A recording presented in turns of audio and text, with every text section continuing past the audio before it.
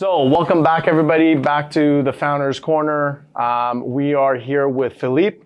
I'm very excited about this episode because we're going to be talking about research. It's probably one of the most boring topics ever, but Filip makes it very exciting. So don't worry, but it is the most critical thing to ever do as a startup and really understand your users before you even get into the product. So let's welcome Filip. Filip, welcome. Thank you. How you doing? Good. Excellent. Not bad. Excellent. So you and I have had multiple conversations about research, and we had a really long one at coffee the other day. We did, yeah.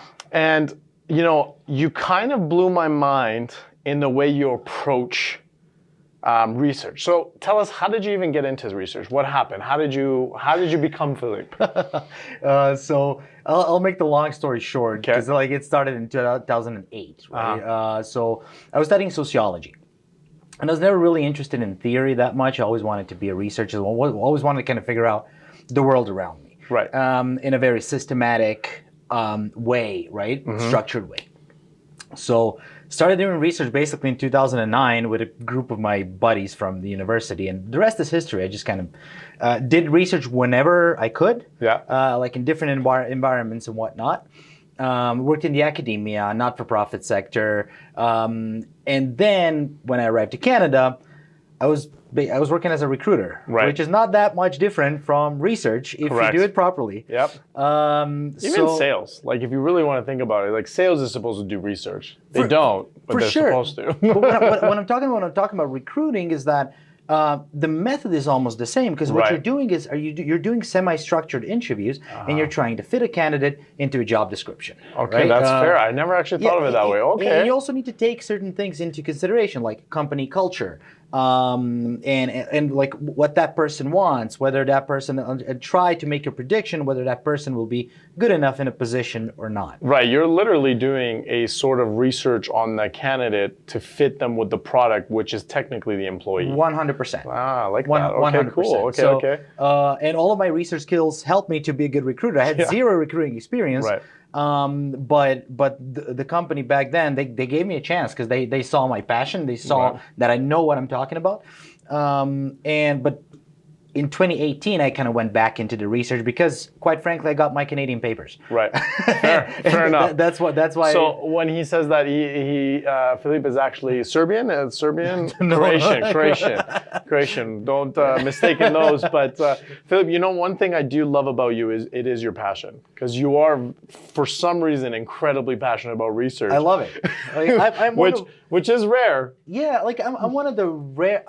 I always say I'm the lucky one when it comes to work. Right. Like I could have chosen a lot of careers. Like I worked as a kickboxing trainer for a while. I did a bunch of things, but research, I was always drawn to research and drawn back to research. So I love what I do. Like there are other jobs out there that get paid more. Right. I'm not saying that research doesn't get paid well, but there are better paying jobs out there.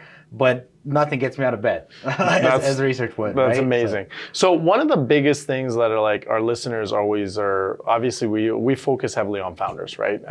And specifically in the tech sector. Mm-hmm. What do you think is the number one drawback to not doing research? In all honesty, it's not money. A lot of people think, people don't have money to do research. I always tell them, the startups that I work with, I tell them, you actually don't have money not to do research. The problem why people are not doing research, in my experience, is that they think they know. Yeah. And a lot of times, especially when I was starting doing research, even back home in Croatia, I would come to like the business owners, tell them, hey, look, this is what I can provide for you. Right. What are you going to tell me that I don't know already? Mm-hmm. And my answer to that was maybe nothing, maybe a lot, but you don't really know. You're assuming. You're right, actually, because a lot of founders, they just assume. Yeah. They make a lot of assumptions. Yeah. And that's perfectly normal. Right. Especially if you've been in business for a long time, you make a lot of assumptions. And also research takes time, right? And especially like with founders developing product that they think it's going to be the next Spotify or whatever, right? The next breakthrough product. I like that you pointed out a European unicorn, not a North American unicorn. I have Spotify just crossed my mind. But what I'm trying to say is that people always think I don't have time to do research. Yeah. The product needs to be out there yesterday, Right. which is not the case, right? I would personally, after all of these years working with startups, I would gladly wait a few more months and have a better product based on the research, Right. than not do it.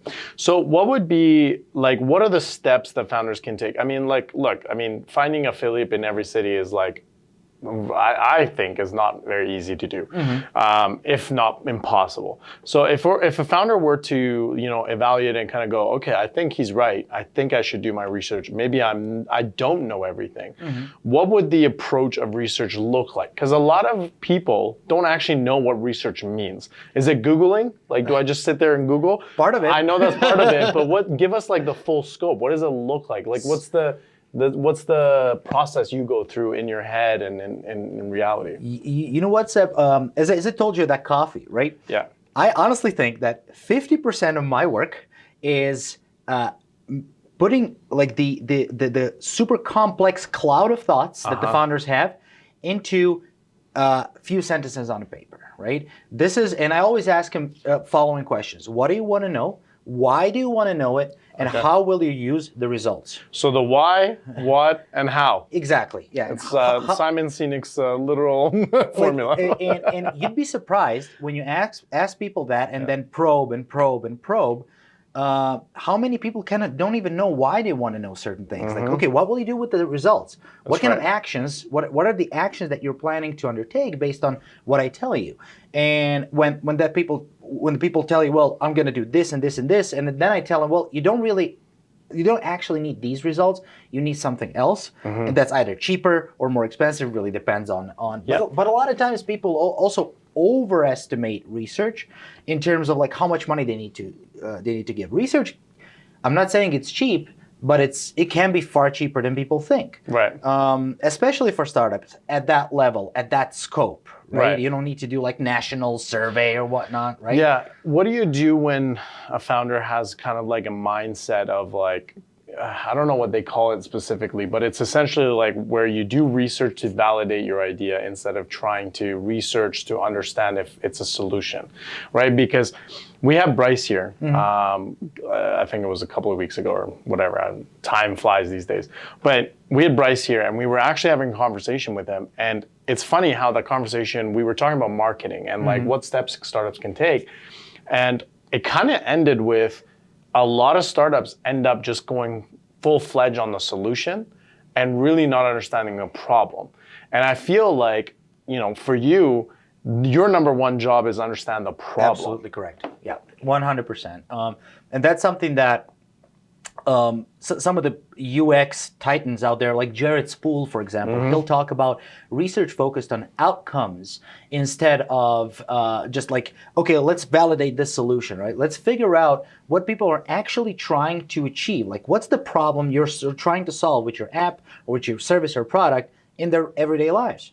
It's funny you said that because that's exactly what that book, was what Bryce brought up as well. Yeah? Okay. Yeah, and that's how we led to the whole problem thing. So I'm actually very excited to get your perspective from it versus his. So keep going. No, I like this. So basically from my perspective, like I'm a researcher, my primary job is to make people's lives easier. Right. So that's it. I'm providing founders or startups or whoever with information that will help them make people's lives easier.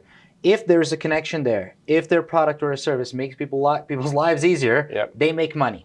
Simple. Right? Wow. I mean, simple in theory. Exactly.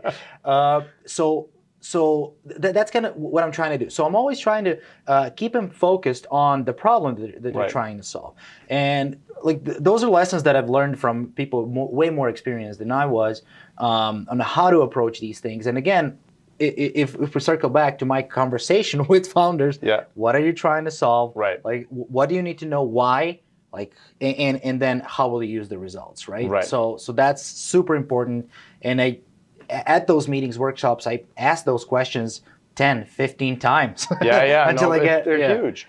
Where do you see the most hiccup when you're asking those questions? Like, what's the area where most startups are kind of like, I don't know the answer to that question? That's good for me to hear. If I hear I don't know, I would be super glad if, but because you know you're digging deeper. Correct. And if we don't know, okay, let's figure it out. Right. That's what I'm here That's for. what research right? is for. Exactly. So I want to get to the point that we say we don't know. Okay, Right. this is what we need to figure out. Fine, that's my job. Great, let's do it. But the problem, the hiccup is there are few actually. One of them we already covered. Right. People thinking they know. The Well, other one, it's not that they think they know. It's the fact that they think they know, but they also are just so focused on solution and not the actual problem. and that's a very good segue in what I'm trying to say. And, Good. and the second one is that It's like there's a formula here. the second one is that sometimes people call me, hey, I need you to do a survey. Right. And so they have everything laid out. It's almost like you want to do it instead of me, like Right. Yeah. Okay. So, that makes sense. It's like they're so focused on the solution, even when it comes to research. Like, this is how you're going to solve my problem. Go work, right? And then I need to kind of pedal back with them. And then say, again, that's where they lead you to what they want to hear. correct, Right. absolutely, yeah. But I think the biggest problem, not with that conversation, many of them are actually excited. When I approach it as I do, passionately, and explain what we're going to get, what we won't get, and stuff like that, they're usually great. When you deliver the results, Not so great. not so great. Yeah. Yeah. A lot of times, I mean, that's also due to like emotional maturity of people Right. in general. Yeah. And founders are quite passionate, right? They're just passionate Completely people. understandable, right? So they're very like already in the sense of like, I'm ready to defend my idea with everything I got. Mm-hmm. And as much as they like do the whole, I'm going to bring in a second opinion, and it's kind of funny, like, Mark Zuckerberg is a great example of this. Travis Kalanick with Uber.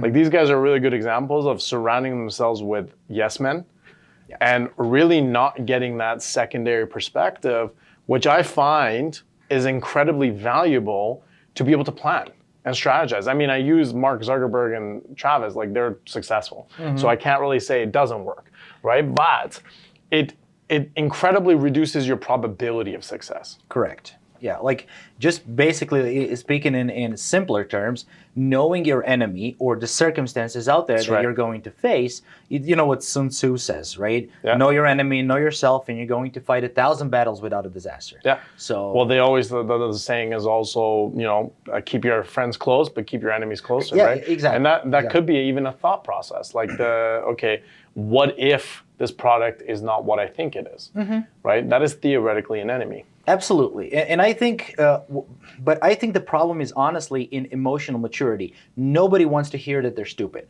and honestly, I think that's the case, right? You got to be brutally honest. Yeah, exactly. Yeah. But that leads to success. Just kind of ownership, like, hey, this is my mistake.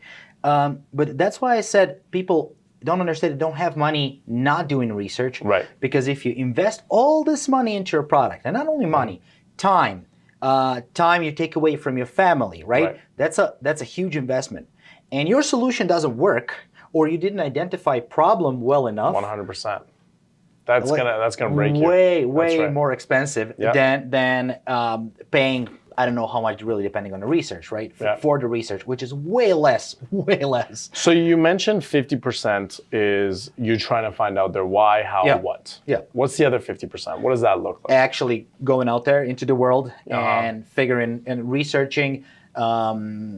It really depends on the method. But researching, analyzing, and then providing post-research support. Okay. Now that's so break that down for us, because no one's going to know what that means. Yeah, absolutely. So post-research, what are you trying to?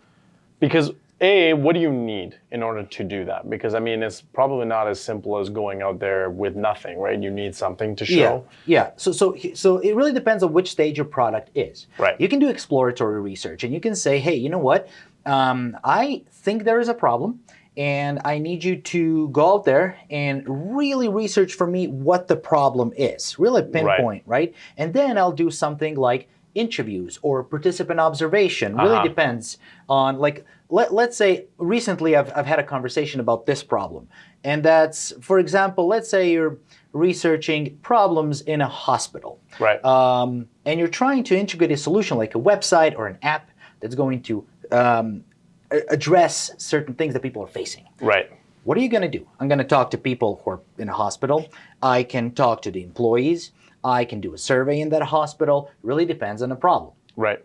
So that's what going out there means. Me trying to figure out how to tackle Boots that on problem. the ground. Yeah. Yeah. And there's a whole there was a whole marketing course on this. And I remember because no one liked that course. It was literally one of the most hated marketing courses. oh, really? There was people that loved it. There was like, I would say a select few, maybe 10% of people that actually loved that course. Everyone else hated it. But they taught you a lot in that course in the sense of don't lead the question. There's a lot of like, it's not for everyone to do, to be honest. It does take a talent on its own to be able to do that kind of research. Yeah, I honestly think, and I'm notorious for oversimplifying certain things in life, but I think everybody can do research with proper training and I agree. experience. I agree.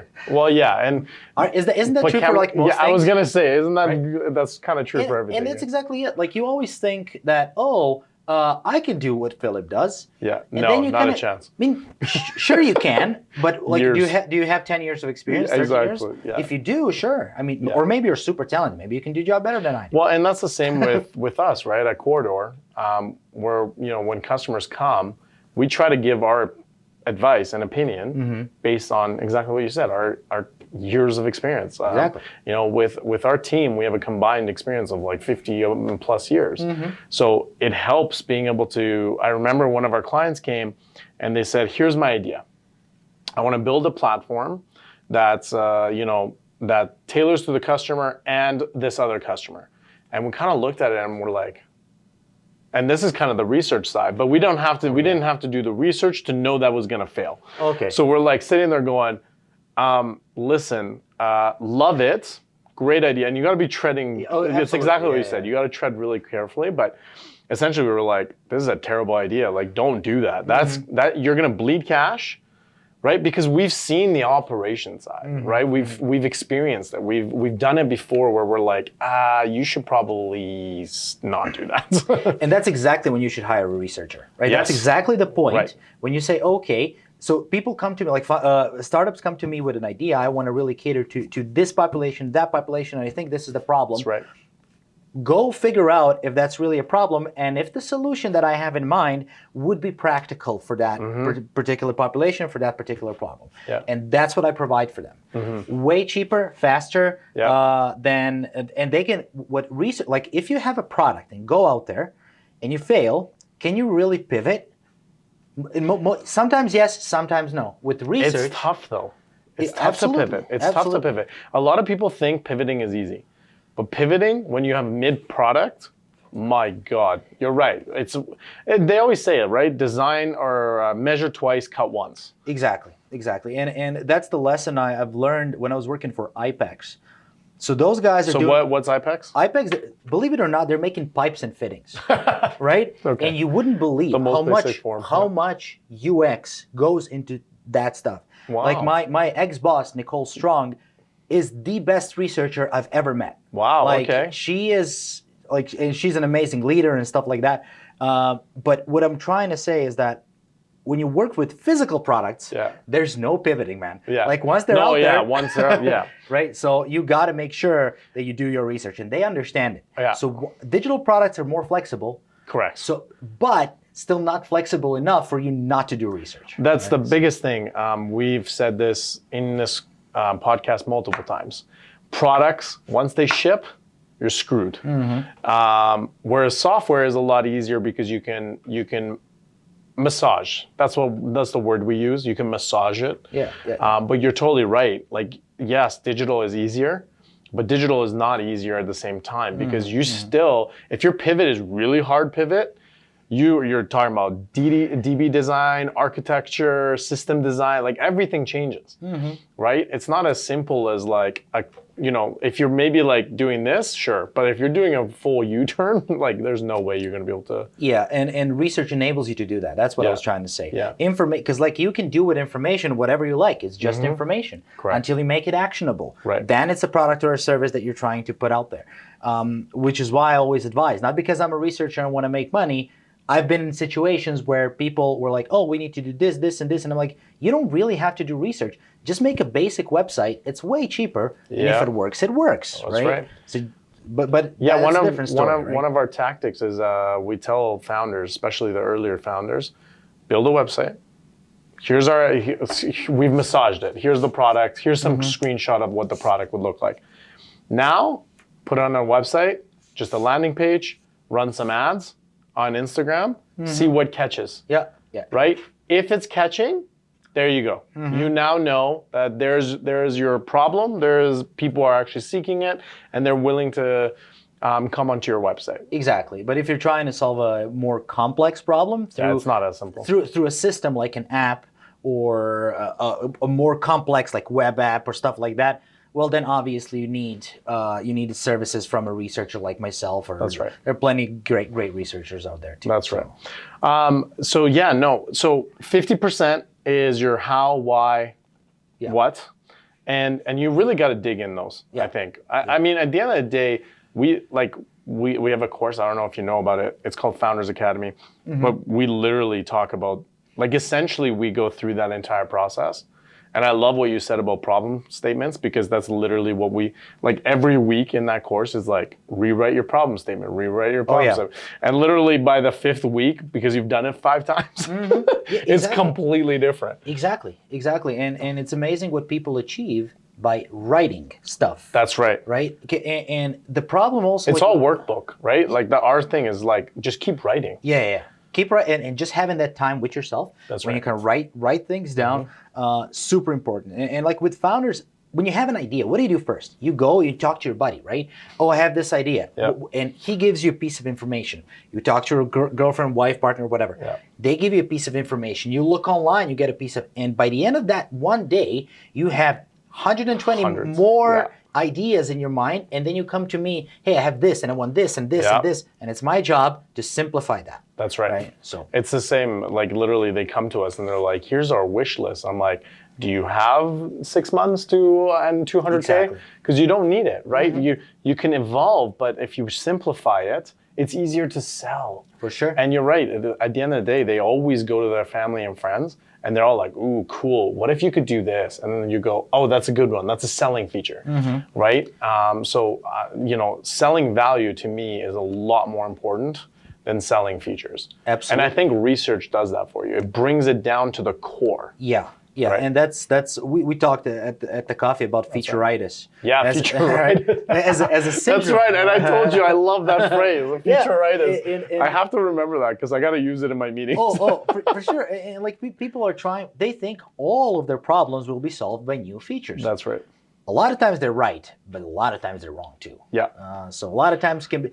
Well, you'll have 100 features. Yeah, you're right. Maybe 50% of them will hit, but then there's the other 50% that doesn't. Exactly. Yeah. And also, you'll have a situation in which certain things that are people trying to solve with features will be just solved with a sentence, communication, or a pop-up. Super simple solutions to huge problems, right? So that's 50%, and then the other 50% is actually tangible, boots on the ground, and post-research support. support. Post-research support. You asked me about that. So that's basically, I do my analysis, I do my magic as a researcher, close myself in the basement, and I'm not answering my phone for a week, and then I come out with this PowerPoint presentation or a report, depends. I present it, and then people think that the researcher's job ends there. It does not. Right. Well, you become support to the product team. Correct. Absolutely correct. 100%. Right. Because teams often get back to you, especially if they're passionate about what they're doing. Hey, what did you mean with this? Right. Can you, or if I'm doing statistics or data analysis, hey, can you do, can you fine tune the analysis? I would really like to see how to cater to this particular population. So all of these things I do for them, right? I love that. So awesome. Filip, thank you so much. I really appreciate you being here. I hope you enjoyed the conversation. Oh yeah. Filip was stuck at home today, and he was super excited to have an adult conversation. So this was his adult conversation. Yeah, that was my adult conversation. I love it.